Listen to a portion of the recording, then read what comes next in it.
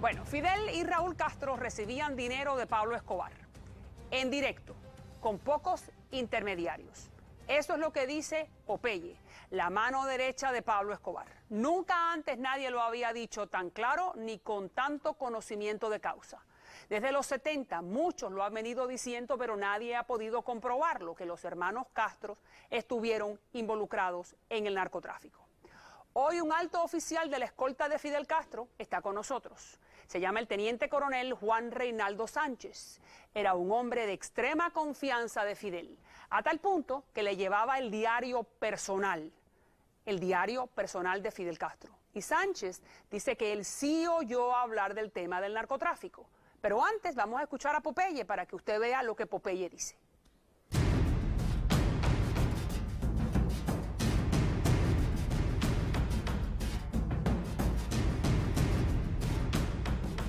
Cuénteme de Cuba, fíjese. Lo de Cuba yo lo conozco muy bien, porque yo estuve en Cayo Hueso. Nosotros encaletamos la cocaína que entraba de Cuba a Cayo Hueso, la encaletamos en Kendall, en Hialeah, en Boca Ratón, que usted sabe que en Boca Ratón pues, es el barrio de los ricos de Miami. Sí. Conocí la relación directa porque yo fui muy amigo del cocodrilo de Jorge Avendaño, que estuvo dentro de Cuba, manejando la operación en Cuba. ¿Quién es Jorge Avendaño? Jorge Avendaño era el enviado de Pablo Emilio Escobar Gaviria a la isla de Cuba. ¿Y con quién hablaba Avendaño? Realmente hablaba directamente con Raúl Castro y Raúl hablaba con su hermano Fidel. ¿Y cómo usted sabe que Avendaño, que era el emisario de Pablo, hablaba con Raúl? ¿Cómo usted lo sabe? Porque era una operación directa entre Pablo, Raúl y Fidel, de ahí no se podía salir. ¿Y cómo usted sabe eso? Porque usted es una de las pocas personas que queda viva, que sabe la relación entre Cuba y Pablo. Como yo estuve en Cayo Hueso recibiendo la cocaína, después cuando yo regreso a Colombia, yo era muy amigo del cocodrilo, y el cocodrilo me pregunta a mí qué problemas hubo en Cayo Hueso, porque como ellos tuvieron un problema delicado a raíz cuando ya las autoridades norteamericanas descubren la cocaína, y yo hablo con el cocodrilo me dice a mí de que él habla directamente con Raúl, porque Raúl era el jefe del ejército y era el que proveía la gasolina, recibía las aeronaves que llegaban de México y habían unos vuelos que eran de Colombia. Usted me dice a mí que el emisario de Pablo Escobar hablaba directamente con Raúl Castro. Raúl Castro. ¿Se lo dijo a usted? Me lo dijo a mí y yo lo oí en reuniones cuando estaban con el patrón, porque eso se hablaba. ¿Qué oí en reuniones? En las reuniones y cuando venían los emisarios de Cuba. Hablaban el patrón, los emisarios de Cuba, el cocodrilo, y yo estaba ahí. ¿Y quiénes eran los emisarios que venían de Cuba? Eran dos muchachos que nosotros los conocíamos como, nosotros le habíamos conseguido papeles como costeños, ellos tenían papeles colombianos para poderse mover dentro de Colombia. Okay. Porque ellos tenían acento costeño y la persona aquí en la costa habla un poquito parecido al cubano. A esta persona que usted tiene sentada al frente, Popeye, John Jairo Velázquez Vázquez, era de extrema confianza de Pablo Emilio Escobar Gaviria. En el año 1988, Pablo Emilio Escobar Gaviria me entrega una carta a mí.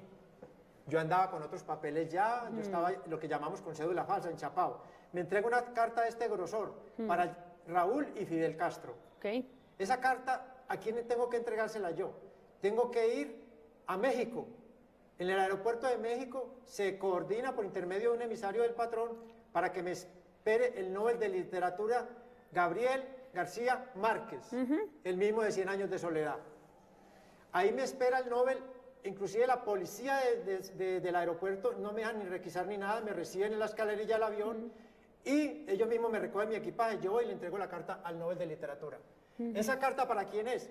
Para Raúl y Fidel Castro. De parte de Pablo. De parte de Pablo Emilio Escobar Gaviria, el mismo Pablo que hemos hablado toda la tarde en el día de hoy. Esa carta era para volver a recomponer el narcotráfico, porque ese narcotráfico nace en el año 84, viene desde Panamá, Nicaragua, Cuba. Ok, y entonces dígame lo que Pablo le dice a usted.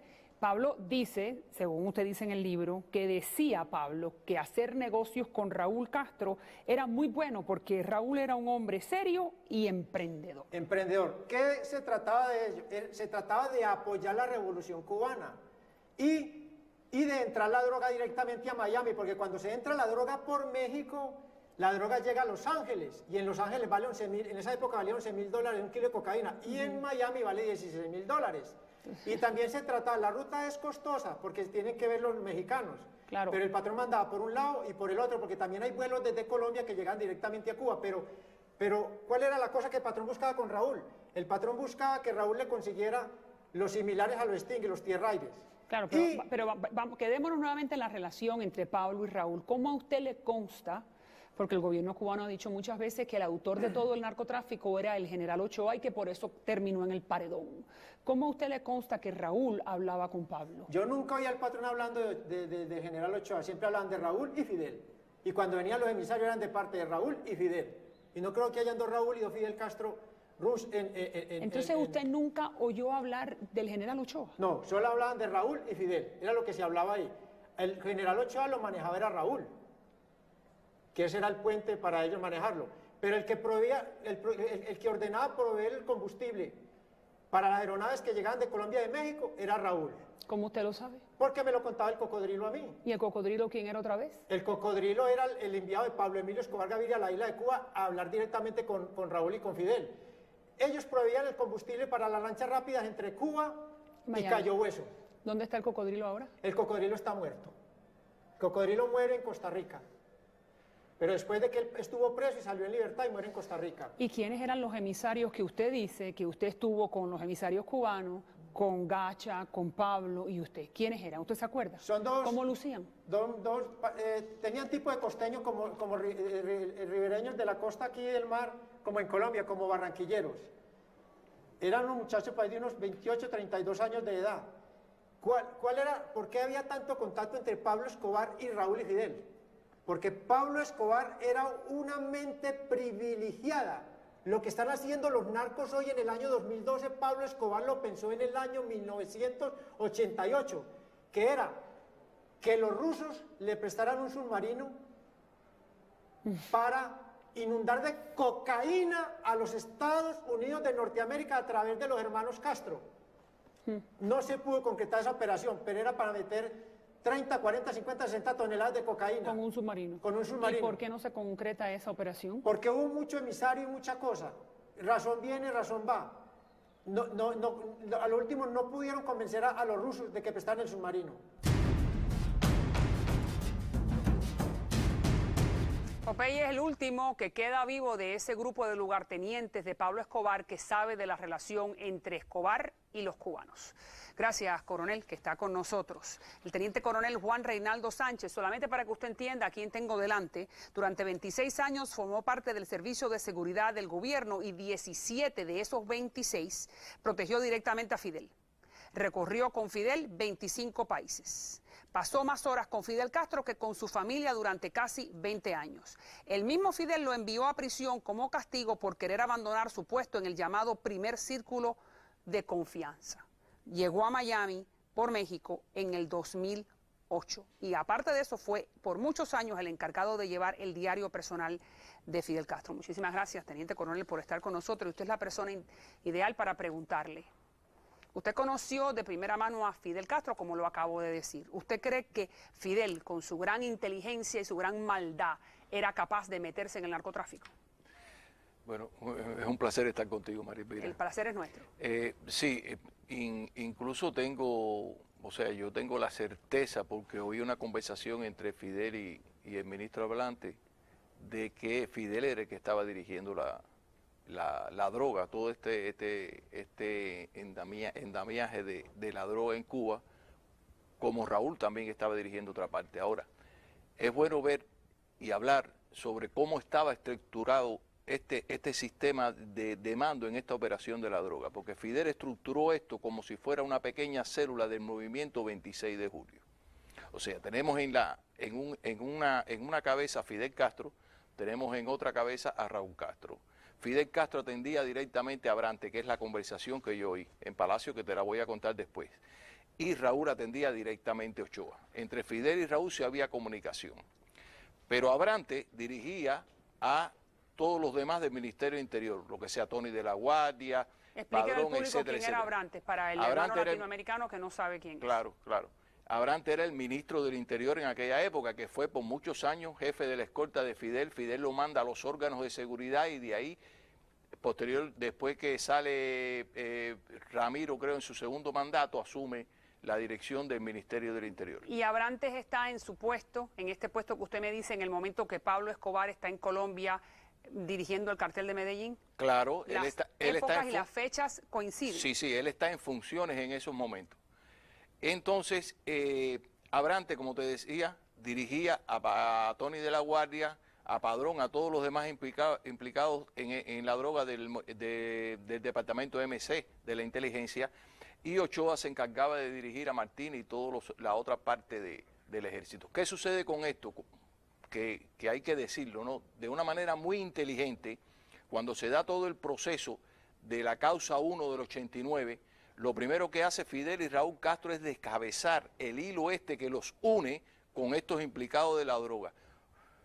Fusilan a Ochoa, se corta el hilo de la conexión Ochoa hacia Raúl y va preso Abrante en la causa número 2 con 30 años y después muere en prisión y se corta el hilo de la comunicación de esta parte del Ministerio del Interior, del oficial del Ministerio del Interior, con la droga hacia Fidel Castro. O sea, cortan ese hilo y ellos quedan Entonces, lo que me está diciendo es que es un endamiaje o que es una operación para borrar la evidencia que ellos estaban relacionados con el narcotráfico. Eso es lo que usted me está diciendo. Las palabras de Popeye, ¿usted piensa que son palabras? ¿Se le puede creer? Sabemos que este señor es un asesino, fue un sicario, que su historial no es un historial limpio. Ahora, ¿usted le cree lo que él dice?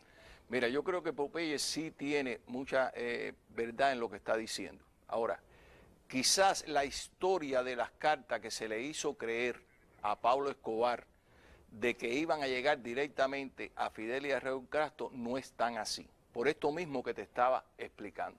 O sea, yo sí tengo conocimiento porque lo presencié en la casa de García Márquez en Cuba, conversaciones entre Fidel y García Márquez, donde García Márquez alertaba a Fidel sobre el comentario que había de personalidades y presidentes, incluso a nivel latinoamericano, de que había altos oficiales del Ministerio de Interior y de las Fuerzas Armadas cubanas que estaban dentro del tráfico de drogas. Quédese ahí, tengo que hacer una pausa. Cuando regresemos, usted me va a hablar de esa conversación que usted la oyó, entre Fidel Castro y Abrantes, ¿correcto? Ok, cómo no. Y me va también a hablar del almacén en Varadero. Son dos evidencias que usted puede compartir con nosotros apoyando las palabras de Popeye. ¿Es así? Sí, cómo no. Ya regreso. Con un gusto. Ok, Teniente Coronel, usted en el último segmento usted me dice que usted fue testigo de una conversación entre Abrantes y Fidel Castro relacionado con la droga. Dígame qué usted oyó. Mira, en el tercer piso de Palacio, donde Fidel tiene el despacho, hay una antesala que es donde estábamos los escoltas que estábamos allí, que siempre estaba el jefe de la escolta, el médico y yo. En ese momento estoy yo solo. Había salido el jefe de la escolta y el médico. Y Fidel sale de su despacho y me dice, Sánchez, va a venir Abrante. Yo le digo, ok, comandante, cuando llega Abrante, nunca pasan así al despacho, sino me dice Sánchez, después que lo saludo, me dice, Sánchez, dile al jefe que estoy aquí. Yo le toco la puerta del despacho a Fidel y le digo, comandante, ahí está Abrante. Y me dice, dile que pase. No había entrado todavía Abrante, sale rápido Fidel y yo estoy sentado en la mesa donde están los monitores de las cámaras que están por fuera de Palacio, la pizarra telefónica y detrás de mí está el control de los micrófonos dentro del despacho de Fidel. Y él me dice, Sánchez, que no graben. Que no graben. Que no graben esta conversación. Yo automáticamente me viro delante de Fidel, abro las puertas donde están las llaves de los micrófonos y cierro todos los micrófonos delante de Fidel. Y cierro las dos puertas y me vuelvo a poner... Porque era una costumbre de Fidel grabar lo que se hablaba en su despacho. Claro, ahí fue donde se grabó a Fox, el presidente Fox, aquella vez. Claro. Todo eso. Comes y te vas. Claro. Bien. Todo eso se grabó allí y se graba. En esta oportunidad, ciérrame los micrófonos. Exacto. Yo lo cerré delante de él, él entró. Pero yo me quedo en mi puesto, con los micrófonos cerrados. Pero pasa mucho tiempo, María Elvira. ¿Cuánto es mucho tiempo? Digamos, una hora y media, 2 horas. Y Fidel, cada vez que estaba con Abrante, con personas de confianza, él salía de su despacho y nos decía que le diéramos un whisky o a la roca o cualquiera. Y Abrante tomaba siempre, cuando estaba con Fidel, un cortadito, que es un café con crema. Bien. Le gustaba mucho. Pero pasa hora y media, 2 horas y no hay nada, nadie pide. Y entonces, como escolta, al fin me entra la preocupación y la curiosidad de por qué no habían salido. Y doy media vuelta en mi silla y abro los micrófonos y estaban en el primer micrófono, o sea, la primera parte del despacho de Fidel, que tiene su buró y un jueguito como de living, así, con una mesa. Abre el micrófono y empieza a escuchar. En ese momento Abrantes le está explicando a Fidel que había un lanchero de aquí de Estados Unidos que iba a Cuba y que ofrecía $75,000 por estar con su familia en Cuba. A Fidel le preocupa mucho esto y le dice a Abrantes, ¿y cómo vamos, o tú vas a garantizar, así mismo le dice, cómo tú vas a garantizar que la familia, después que lo vea él, no hable de que él estuvo aquí en Cuba? Lanchero es la persona que tiene una lancha y lleva droga de un punto a otro. Exacto. Eso es un lanchero. Exacto. Bien. Que es de origen cubano, por supuesto. Entonces, Abrantes le explica, le dice, no, comandante, hemos hecho un plan, que el plan es que hacerle saber a la familia de que este lanchero es un agente de la seguridad infiltrado en Estados Unidos y por tanto no pueden hablar acerca de su estancia en Cuba porque puede peligrar la vida y la libertad de su ser querido. Y aparte de eso, le vamos a montar un sistema de seguridad con hombres de nosotros, del Ministerio del Interior, le dijo, para que lo protegieran. Bien, sí, sabemos lo que significa protegerlo. Claro, yo Bien. allí me doy cuenta, me quedo como eléctrico. Usted escuchó todo esto. Todo esto. Con sus oídos. Con mis oídos. Usted escucha todo esto, muy bien. Claro. Ya se da cuenta que su labor era que Fidel estaba bien, usted escucha la conversación y entonces Fidel, ¿qué le contesta cuando Abrantes le asegura que el señor se va a portar bien? No, él accedió, me dice, si es así como tú dices, y tú garantizas que no va a haber problema, y le da luz verde a Abrantes. Yo ahí cierro los micrófonos, María Elvira. Claro. Yo cierro los micrófonos porque yo me quedé como si me hubieran dado un corrientazo, porque hasta ese momento yo estaba ciego, protegiendo a un hombre que yo pensaba que era un ídolo, y un hombre que se merecía incluso que yo ofreciera mi vida por proteger a la de él. Pero en ese momento me doy cuenta que estoy defendiendo o que estoy protegiendo a un narcotraficante. Le pasó igual que a Popeye con Pablo Escobar. Parecido. Vamos entonces al almacén en Varadero, pero bueno, uno siempre tiene el derecho a rectificar, ¿no? Claro, claro. Y a decir, me equivoqué, como ocurrió con Pablo, bueno, le ha costado 20 años de cárcel. Claro. Y a usted el exilio. No es así. Y además 2 años de prisión por querer irse de ese círculo. El almacén en Varadero, que lo estamos viendo ahí en pantalla, ¿qué es lo que es esto? Eso coronel? Yo te voy a decir muy rapidito, yo visité antes de la causa 1 y 2, como en 2 o 3 ocasiones, este almacén con Fidel Castro, siendo miembro de la escolta. La escolta se quedaba detrás y yo, que llevaba su diario, sí entraba hasta las puertas del almacén. Dentro del almacén nunca entró Fidel, pero en las puertas del almacén, donde Abrantes le enseña las cajas de tabaco y las cajas de ron a Habana Club, que supuestamente era lo que venía de contrabando para Estados Unidos. Bien. ¿Qué sucede con esto? En ese almacén que está ahí señalado, ahí es donde estaba, en ese solo almacén. ¿Qué pasa con esto? Que cuando se da la causa 1 y cuando se da todo este proceso de la droga, sale a relucir que estos oficiales que estaban en la droga guardaban la droga en este almacén de Varadero. Y es donde yo entonces empiezo a atar cabo y digo, pero si yo he estado ahí 2 o 3 veces con Fidel, o sea que Fidel incluso, eso me hace más firme la idea de que Fidel estaba en el narcotráfico. ¿Cuál era la razón oficial por la cual Fidel tenía que ir a ese almacén? Mira, esa razón no la sé, o sea, yo no sé. ¿Él iba a visitar? No sé lo que... ¿Ustedes lo acompañaban? ¿Cuál era la actividad de él en ese almacén? No, Abrantes le estaba explicando lo que te estaba diciendo yo, que ese era el almacén donde ellos estaban guardando estas cosas que venían supuestamente de contrabando. Después sale en la causa 2 que ahí lo que venía para Estados Unidos era la droga. Popeye dice que García Márquez, usted lo escuchó, sirvió de mensajero entre Fidel y Pablo Escobar, que Pablo, el patrón, le da una carta bien gruesa, lo envía a México y ahí es donde se encuentra con García Márquez en el aeropuerto. ¿Usted cree que eso pudo haber sido cierto? ¿Que García Márquez era el enviado de Pablo con Fidel? Mira, yo, o sea, no lo puedo afirmar categóricamente, pero tampoco lo niego. ¿Por qué? Porque García Márquez, ya te dije que oí la conversación de que él le llevaba la información a Fidel de que se sabía que había altos oficiales dentro de la droga, así que no descarto esa posibilidad. Oírlo, nunca lo oí así de esa forma, no puedo decir una cosa que no conozco, pero tampoco descarto la posibilidad de que haya sido así realmente. ¿Y por qué no la descarta?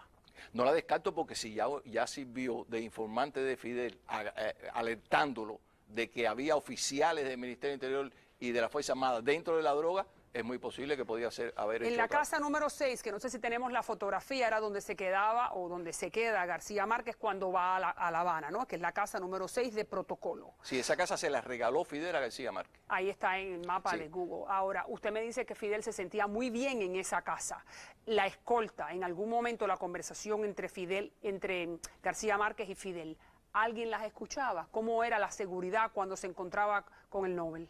No, cuando se llegaba a esa casa, la escolta se quedaba por fuera de la casa, o sea, cubriendo las posiciones que teníamos establecidas allí. Y los que pasaban dentro de la casa eran los mismos que siempre estuvimos al lado de Fidel. Era el jefe de la escolta, el médico y yo.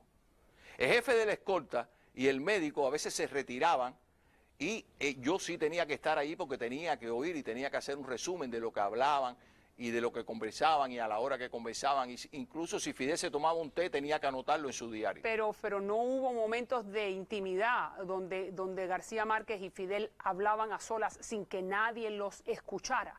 Porque si en realidad lo que dice Popeye es verdad y hay una carta de Pablo que hay que dársela a Fidel, yo no creo que Fidel va a abrir esa carta delante de nadie. ¿O cómo era el mecanismo? No, yo te voy a explicar. En estas conversaciones con García Márquez, con cualquier otra persona, le entregaban un documento a Fidel y esos documentos generalmente, no te puedo decir 100%, pero generalmente primero tenían que pasar por la escolta. Jamás puede llegar un documento a Fidel Castro que no pase por la escolta, por muchas razones. Pero de las manos de García Márquez podría haber sido... Tampoco.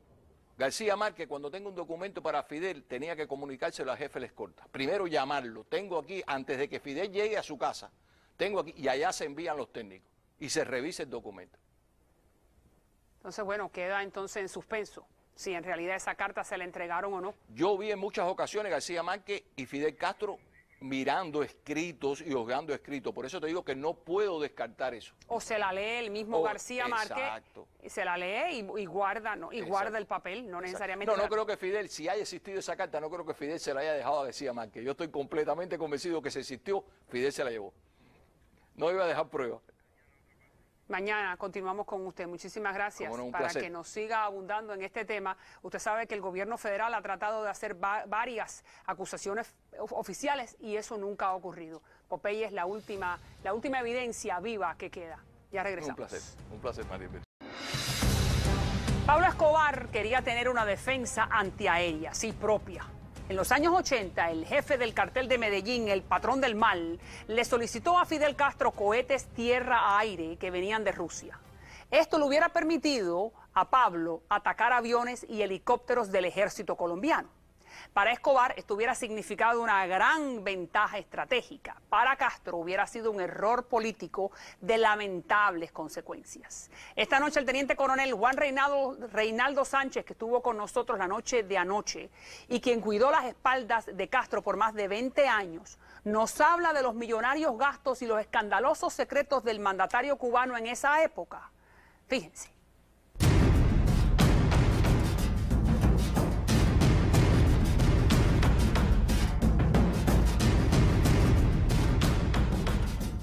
Usted dice que los dólares llegaban a Medellín a manos llenas y que allí se repartía el dinero a los socios cubanos.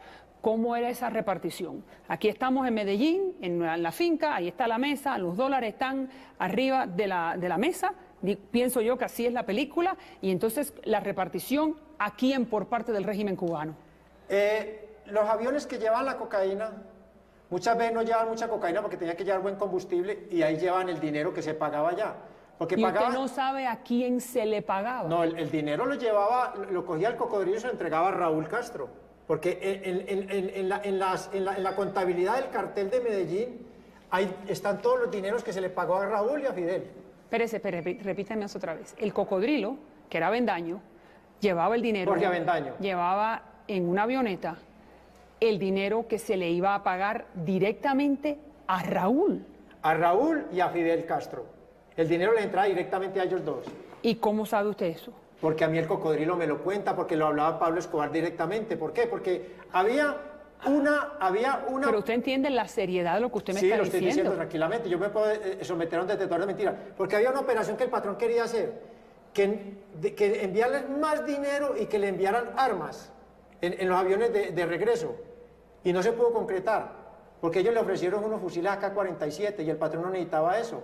El patrón lo que necesitaba era los Stinger, o no los Stinger, sino los similares rusos. ¿Para qué quería Escobar un Stinger? El patrón quería los misiles tierra-aire de los soviéticos, porque el Stinger es el norteamericano. Sí.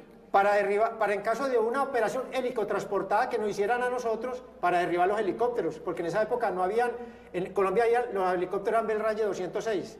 Y también para derribar el helicóptero del presidente de la República. Pero los cubanos nunca le proveyeron los no lo proveyeron, rusos. No. Raúl Castro en este momento es el dictador o es el gobernante cubano. Raúl Castro en este momento sigue en el poder y usted está diciendo que él recibía directamente el dinero de Pablo porque se lo contó a usted el que le entregaba el dinero. Sí, y hay otra cosa. Lo que pasa es que Raúl era el jefe del ejército y el que controlaba las pistas en Cuba donde llegaban los aviones. Y él manejaba la operación del dinero personalmente él, porque es que el cocodrilo no se le entregaba sino a Raúl. Porque la orden del patrón era entregar directamente, porque eso no iba a tercera mano. Porque el dinero era dinero en efectivo y el dinero no iba a llegar a terceras manos. ¿De cuánto dinero estamos hablando? Ellos cobraban, depende del embarque, el dinero se lo entregaban de muchas formas. Muchas veces hubo dinero que se entregó directamente cuando llegaban las lanchas rápidas, se entregó en Cayo Hueso y regresó, y desde Miami regresó a Cuba, en las mismas lanchas rápidas. Ellos cobraban $2.000 por kilo, hay veces cobraban 2.200 por cierta actividad que hubiera más costosa por guardar la mercancía. Inclusive cuando se terminó la operación de narcotráfico, quedó mucha cocaína enterrada en Cuba. El cocodrilo habla que allá quedaron más de 20.000 kilos de cocaína. Enterrado en Cuba. Enterrado en Cuba, esa cocaína se perdió, porque la cocaína tiene su vida útil, y más en un clima como el cubano. Y ahora entonces, volviendo a la anécdota que usted me dice con García Márquez, es que ahí Pablo Escobar quiere reanudar los vínculos del narcotráfico con Raúl y Fidel, según usted me está diciendo. Inclusive, se lo digo ya mismo, se lo juro por la vida de mi hijo, que se muera mi hijo ya que es lo que más amo en la vida. Pablo Escobar me propone a mí, yo ya siendo buscado, para que yo vaya a Cuba, si él recompone esa relación, para que yo maneje el contacto con Raúl y con Fidel. ¿Y usted qué le dice? Que sí, claro. ¿Y por qué no va? No, porque no se concretan las cosas. ¿Por qué no se concretan? ¿Por qué no se concretan las cosas? Porque ya Raúl y Fidel saben que la CIA los tiene en la mira, y en el momento que detecten a Popeye dentro de Cuba y que vuelvan a detectar la operación de narcotráfico, y fuera de eso ya los norteamericanos teníamos vigilado las costas, y ya el tráfico ya era más pesado. Entonces el juicio Ochoa y todo este despliegue público que hace el régimen cubano acusando al general Ochoa y a Tony de la Guardia y a otros como que ellos eran en realidad los que estaban armando el narcotráfico en las costas cubanas. ¿Usted qué dice? Cuando mataron toda esa gente, el patrón se reía. ¿Él lo vio en la televisión? ¿Ah? ¿Lo vio en la televisión? ¿Estaba usted presente con Pablo Escobar cuando el juicio No, en ese Ochoa? momento no me tocó así, pero cuando él hacía comentarios de ver cómo se movían las cosas. ¿Pero por qué usted dice que se reía cuando usted veía el juicio Ochoa? No. ¿Se reía de qué, Pablo? No, de ver cómo son las cosas, cómo se cubre la gente. Si usted mañana sabe que es su último día y que usted mañana va a morir, ¿qué le dijera al público, qué le dijera a su hijo y qué se dijera a usted mismo? Bueno, yo realmente, si supiera que este es mi último día, pediría perdón a todas las personas que le hice daño, aconsejaría a los jóvenes que nunca tomen la senda del crimen, que no vale la pena ser un criminal, que aprendan a valorar las cosas pequeñas de la vida, las cosas sencillitas, lo que tenemos todo, lo que tiene todo el mundo afuera en la calle. Que no lo apreciamos nosotros. Que no lo aprecien las personas. La libertad. Que las personas son felices y no lo saben. Cuando ya uno pasa 21 años encalabozado acá, se da cuenta que todas las personas afuera son felices, pero las personas no lo saben. Gracias nuevamente por este tiempo y espero que el año que viene, cuando salga, podamos tener una charla como esta, en libertad, y que usted haya aprendido a vivir y a convivir con la sociedad, que no siempre es fácil con el resto de la gente, y que no recurra a la violencia. Gracias, yo lo hago con gusto y le agradezco su sinceridad también conmigo y su respeto.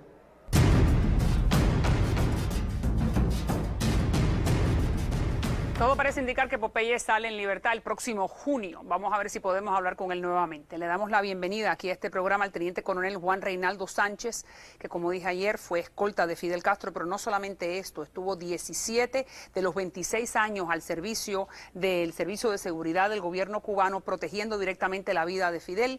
Recorrió 25 países con él, fue el encargado de llevar el diario personal, fungió como jefe de la avanzada en varios países de Europa.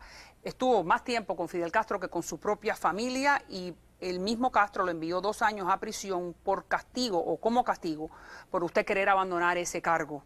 El primer círculo de confianza, que es como se le llama, llegó al exilio en el 2008. Muchísimas gracias, teniente coronel, por estar con nosotros, Sánchez. Fíjese, usted acaba de escuchar, el placer es nuestro, usted acaba de escuchar a Popeye, que muchos consideran que es el último testigo que está vivo de la relación entre Pablo Escobar y la isla de Cuba, o los gobernantes Raúl y Fidel Castro. Coincide la época del narcotráfico con un aumento considerable de los gastos personales de Fidel. Quiero decir, el cash, el efectivo, dinero en efectivo alrededor de Fidel Castro y de Raúl. Usted estuvo allí. ¿Usted qué vio? Sí, sí, coincide plenamente en esa etapa. O sea, en Cuba, el Estado cubano como tal no tenía dinero, no había liquidez para la economía cubana. Sin embargo, en esa misma etapa se dan toda una serie de regalos y construcciones para el uso personal de Fidel Castro, y unos viajes al exterior también que se dan, que todo se pagaba con moneda cash. Usted dice, ¿usted vio maletas? Todo. ¿Usted vio maletas? Sí. En 2 ocasiones vi al ministro del Interior, Abrante, en el despacho de Fidel Castro, entregarle 2 maletines repletos de dinero. No puedo precisar la cantidad que había porque no los conté ni se habló. Lo único que sé es que Abrante le dijo a Fidel delante de mí que eso era dinero del Ministerio del Interior para la Revolución Cubana. Antes de ese momento, ¿usted había visto movimientos parecidos, maletas llenas de dinero o de dólares? En eso se dio un viaje que se da en Harare, cuando la cumbre de Harare, en 1986, yo voy en la avanzada, eso fue una de las veces que yo fui en la avanzada, y se gastaron grandes cantidades de dinero. Yo me imagino que fue mucho más de $1 millón, no puedo precisar tampoco. ¿En qué se gastó, Sánchez?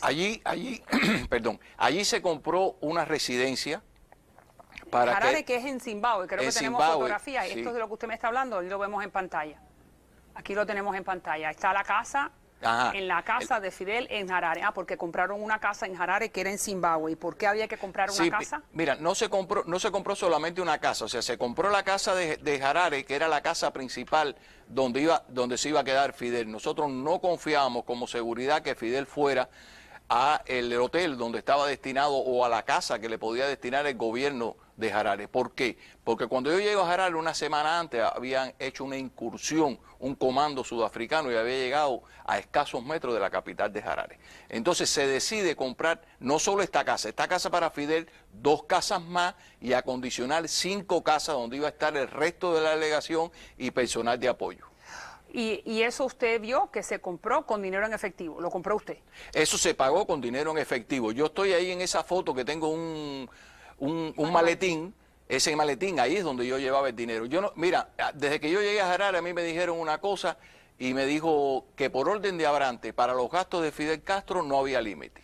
Entonces yo llegaba a la embajada, pedía 100.000, 150.000. En esa operación se fue a Zimbabue y se compraron 2 Mercedes-Benz, que uno lo estaba usando el actual embajador cubano en Zimbabue, uno de esos Mercedes que se compró en aquella época. Se pagaron cash, y 4 autos Cressida para las escoltas también del año, y se pagaron cash. ¿Quién llevaba el control de los gastos de ese efectivo del que usted me habla? Mira, el control deben llevarlo a la embajada. Yo no sé, yo tenía carta abierta. Yo llegaba a la embajada y yo decía, quiero $100.000 porque tengo que comprar el mobiliario para las casas donde se va a quedar Fidel en la delegación. A mí me daban los $100.000 y yo solamente firmaba un modelito chiquito y solamente eso. Yo no tenía que rendir cuenta después en qué lo había gastado ni nada de eso. Fíjense, ahí dice Popeye, y vamos a hablar de esto en mi próximo segmento, que una de las intenciones de lo que quería Pablo Escobar que le diera el gobierno cubano eran los Stingers. Es de fabricación norteamericana, pero de fabricación rusa. La palabra correcta es Estrela 2, según lo designa la OTAN. que son los cohetes tierra-aire. Desde la tierra uno puede derribar el avión presidencial o un cohete de la Fuerza Aérea, ¿no es así? Entonces la pregunta es, ¿le hubiera costado una crisis internacional a Fidel Castro? ¿Por qué Fidel Castro no le otorga a Pablo lo que él quiere, que son los cohetes tierra-aire? Me lo contesta cuando regresemos. ¿Cómo no? Sánchez, estábamos hablando en el último segmento que la intención de Pablo Escobar con Cuba, aparte de utilizarla para ser un trampolín para su cocaína hacia los Estados Unidos, Pablo Escobar quería que Fidel Castro le presentara, le diera los lanzacohetes tierra-aire que él tenía dado por los rusos. Y Fidel nunca lo hace. Demora y nunca ocurrió. ¿Por qué usted cree que es eso? Mira, Fidel no iba a cometer ese error. Eso iba a ser un error garrafal, mayúsculo. ¿Por qué? Porque ese armamento estaba destinado a Cuba. Y si Pablo tumbaba un avión presidencial o algo... O un avión de Avianca. De Avianca o algo así, pues en la investigación estaba una posibilidad muy latente de que implicaran a Cuba, porque ese armamento estaba destinado a Cuba por los rusos. Entonces eso en los tratados internacionales, eso con mucho cuidado. Entonces, y se ve con mucho cuidado. Y eso. Ahora, ¿qué armamento fue el que fue para el narcotráfico y para las guerrillas en Centroamérica? Bueno, el armamento que fue para esos lugares fue la última base que toman los vietnamitas cuando la liberación de Vietnam. De esa última base se mandó armamento para Cuba, que se depositó en unos almacenes que tenía Abrantes en tropas especiales, a escasos metros del punto cero donde vive Fidel. Ahí Fidel lo llevamos allí para que viera ese tipo de armamento. Allí yo vi hasta un helicóptero artillado que se trajo de Vietnam. Había fusiles M16A2, había lanzagranadas, había lanzacohetes, pero no de este tipo. Muy bien, entonces eso era armamento norteamericano que había llegado a manos del Vietcong y del Vietcong a la isla de Cuba. Pero ese no se podía identificar que había ido directamente a Cuba. Exacto. Y no se podía implicar entonces a Fidel Castro. En todo caso implicarían al gobierno de los Estados Unidos porque era armamento norteamericano. Okay, ¿en algún momento usted escuchó a Fidel Castro hablar del narcotráfico? ¿Usted escuchó alguna opinión de él sobre las drogas? No, los pocos comentarios que oí directamente del Fidel con eso no hablaba delante de nadie, ni siquiera delante de los escoltas. Yo te comenté ayer que esta conversación donde yo me entero que Fidel está dirigiendo el narcotráfico fue a través de unos micrófonos del despacho. O sea, Fidel no hablaba de eso. Por un descuido suyo, ¿no? Usted abre un micrófono que no estaba autorizado a abrir, ¿no es eso? Claro, por preocupación, te lo expliqué ayer, de que tenía preocupación de que no me habían pedido nada mucho tiempo solo con Abrantes. Y mira, cuando tú estás en la escolta de una personalidad esa, tú no confías ni en el ministro del Interior, ni confías en nadie. O sea, tú tienes ese bichito por dentro. Volvemos a los gastos que usted me decía. Acabamos de ver una fotografía donde usted compró en efectivo una casa en Zimbabue. Dígame, ¿qué más? ¿Qué más durante esa época del narcotráfico, la abundancia de dinero que usted vio? ¿Qué más se compró? Bueno, esta casa se compraron varias casas también. Se compraron dos Mercedes-Benz del año que se tuvieron que comprar en Zambia, porque no se pudieron comprar allí en Harare. Y se compraron 4 autos Cressida también del año. Pero aparte de eso, estamos viendo esta fotografía donde está Fidel Castro en un yate con estas dos personas. Sí. Descríbame qué es esto, con usted y con otra persona más. Claro, aparte de este dinero que se gastó en viajes, que no había, te repito, que no había esa liquidez en el gobierno cubano, a Fidel Abrantes le regala en esta época un yate que es el Pájaro Azul, que es un yate que mandó a construir Abrantes sobre el casco de una torpedera de 4 motores. Pero ese barco, a pesar de que nosotros fuimos de Pinar del Río a la isla de Consomel en una visita que hizo Fidel a la isla de Consomel, ese yate no le gustaba a Fidel. A Fidel le gustaba otro yate que tenía que se llamaba el Aquarama 1. Y entonces Abrantes le manda a fabricar el Aquarama 1 y se lo entrega un día de su cumpleaños. Muy bien, entonces, ¿y Abrantes de dónde obtiene el dinero para poder comprar un yate? Bueno, imagínate que si no había dinero en Cuba, todo este dinero para esto y para otras cosas más y para los viajes que se pagaban cash, porque no es solo el barco lleva equipo, lleva radares, sonares. La última tecnología. Claro, y todo es de área capitalista. Pues esto lógicamente viene de los negocios que se estaban haciendo por parte del Ministerio del Interior en todo esto del tráfico de armas, el tráfico de droga, todo esto. De ahí es donde tenía que salir el dinero, porque en Cuba no había dinero. Mira, toda la producción de Cuba en aquellos momentos estaba comprometida en un 80, más de un 80% con la Unión Soviética y el resto con el resto de los países socialistas. Cuando usted me dice la producción de qué? De todo, de caña, de ron, de tabaco, de todo, estaba comprometida. Fíjate si es así, que Fidel habla con los soviéticos y de los 12 millones de toneladas de petróleo que le asignan a Cuba, Fidel pide permiso para ajustar los gastos en Cuba y vender en el mercado internacional 3 millones de toneladas de petróleo. Entonces usted me dice que en un momento no había dinero disponible de caja chica para hacer estos excesos y de repente empieza a verlo. Empieza a ver, claro, empieza a ver todo este gasto, porque los 3 millones de toneladas eso duró muy poco. Ya cuando el gobierno sandinista a finales de 1979 empieza una crisis muy grande y Fidel le regala estos 3 millones de toneladas a los sandinistas. Usted estuvo en reuniones de Fidel con Noriega, con Vesco, con Torrijos, con miembros de la FARC de Colombia. ¿De qué hablaban? ¿Se habló en algún momento de este tema? No. ¿O de qué otro tema? No, esto no se hablaba de nada. Se hablaba de política exterior, se hablaba de otros temas, pero delante de otras personas nunca se tocaba estos temas. Con la FARC sí se hablaba de envío de armamento, se hablaba de otro tipo de cooperación, se hablaba de personal de la FARC a ir a entrenarse a Cuba, en el punto cero de Guanabo, eso se hablaba. ¿Entiendes? Y a Vesco sí lo conocí, y conocí donde estaba Vesco en Cuba. También escuchamos de Popeye. Algo que sin duda para mí es la revelación más importante de esta entrevista, es que él considera, por lo que escucha de Pablo Escobar, que el dinero se le entregaba, el cocodrilo, que era Avendaño, que era la persona encargada de Pablo para lidiar con los cubanos, que Avendaño le entregaba directamente a Raúl los paquetes de dinero. ¿Usted cree que eso hubiera sido posible, que Raúl se hubiera expuesto a eso? Mira, creo que no. Yo pienso que ahí Popeye tiene la información, pero no toda la información. O sea, yo pienso que este señor, Cocodrilo como lo dicen, sí, efectivamente pagaba, porque es obvio de que se tenía que pagar por todo el narcotráfico y por todas estas cosas, por el favor que Cuba hacía con proteger la droga y toda esa serie de cosas, almacenarla. Pero no creo que se le haya dado directamente a Raúl Castro. No. ¿Por qué? No se iban a arriesgar. Ya te expliqué que habían dos cabezas dirigiendo esto, que era Raúl, Fidel, Abrante y Ochoa. Pero entonces si el dinero no llegaba directamente de patrón a patrón, entonces llegaba de Escobar a quién, en Cuba. Podía llevar de Escobar a Ochoa, de Escobar a Tony de la Guardia, podía llegar, y Tony de la Guardia se lo da a Abrante, y estas son las cantidades de dinero que te digo yo en los dos maletines que vi que Abrante le entregaba dinero del Ministerio del Interior para la revolución a Fidel Castro directamente. Pero es que en realidad el Ministerio del Interior no tenía una industria, ¿no?, que vendiera nada para recibir dólares. Bueno, te voy a hablar algo. Sí había una industria, pero era muy pequeña. O sea, hace muy poco salió una denuncia de IKEA, sobre IKEA, del empleo de reclusos en la fabricación de esto. Pero también Tony de la Guardia creó una industria de falsificación de camisas Christian Dior, de jean, incluso llegaron a falsificar Chivas Riga, que se vendió en Panamá. Claro, pero lo que estábamos hablando al principio de la conversación es que en el momento de la época del narcotráfico, estamos hablando